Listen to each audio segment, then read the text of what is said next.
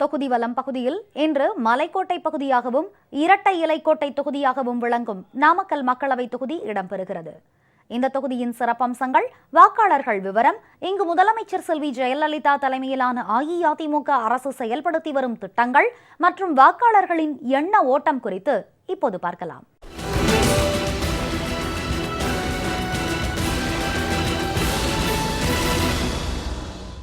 ஆகாய கங்கை எனப்படும் கொல்லிமலை அருவி குதித்து விளையாடும் நாமக்கல் பகுதி கடையேழு வள்ளல்களில் ஒருவரான வல்வில் ஓரி ஆண்ட பூமியாகும்.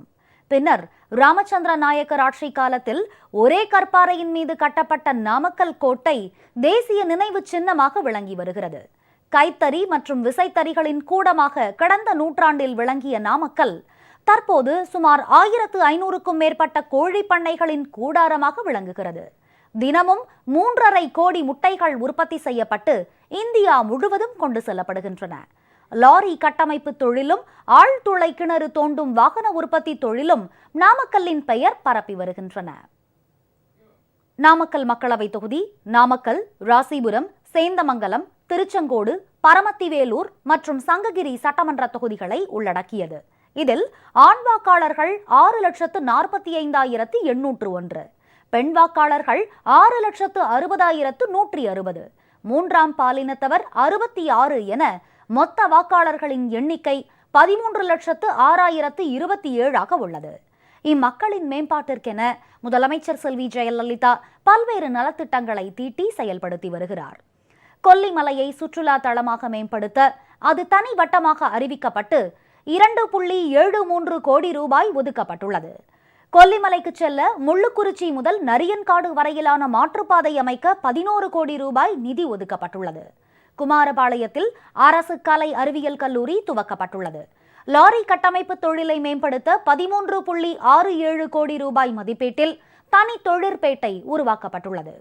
ராசிபுரம் புறவழிச்சாலை திட்டத்திற்காக 4.1 கோடி ரூபாய் ஒதுக்கீடு செய்யப்பட்டுள்ளது. கடந்த 3 ஆண்டுகளில் 2,13,000 குடும்பங்களுக்கு 105 கோடி ரூபாய் மதிப்பிலான விலையில்லா மிக்சி, கிரைண்டர் மற்றும் மின்விசிறிகள் வழங்கப்பட்டுள்ளன. 31,754 மாணவ மாணவியருக்கு 48,09,63 ரூபாய் மதிப்பிலான மடிக்கணினிகள் வழங்கப்பட்டுள்ளன. 2013-14 நிதியாண்டில் ஏழை பெண்களுக்கான திருமண நிதி உதவி வழங்கும் திட்டத்தின் கீழ் 226 பயனாளிகளுக்கு 74,50,000 ரூபாய் ரொக்கம் மற்றும் 1 கிலோ தங்கம் வழங்கப்பட்டுள்ளது. கடந்த ஆண்டு வறட்சி நிவாரண திட்டத்தின் கீழ் 1,26,845 விவசாயிகள் தேர்வு செய்யப்பட்டு 55,15,14,000 ரூபாய் நிவாரணம் வழங்கப்பட்டுள்ளது. பொது சுகாதாரத்துறை மூலமாக மருத்துவ வசதிகள் வழங்கப்பட்டு வருகின்றன. மேலும் பொதுப்பணித்துறையின் கீழ் பல்வேறு போக்குவரத்து பணிகள், வேளாண்மை துறை, உள்ளாட்சித்துறை, மாற்றுத்திறனாளிகள் நலத்துறை உள்ளிட்ட துறைகளின் மூலமாக எண்ணற்ற நலத்திட்டங்கள் செயல்படுத்தப்பட்டு வருகின்றன. கத்தியின்றி ரத்தமின்றி யுத்தம் ஒன்று வருகுது என்று நாமக்கல் கவிஞர் ராமலிங்கம் பிள்ளை பாடியது போல தற்போதைய நாடாளுமன்ற மக்களவை தேர்தல் வந்துள்ளது. இதில் சத்தியத்தின் நித்தியத்தை நம்பும் யாரும் சேருவீர் என முதலமைச்சர் செல்வி ஜெயலலிதா விடுத்துள்ள அழைப்பிற்கிணங்க நாமக்கல் தொகுதி மக்கள் இரட்டை இலைக்கு வாக்களிக்க சித்தமாகி இருக்கின்றனர். எனவே அஇஅதிமுக வேட்பாளர் திரு PR சுந்தரத்தின் வெற்றி உறுதி செய்யப்பட்ட ஒன்றாகியுள்ளது.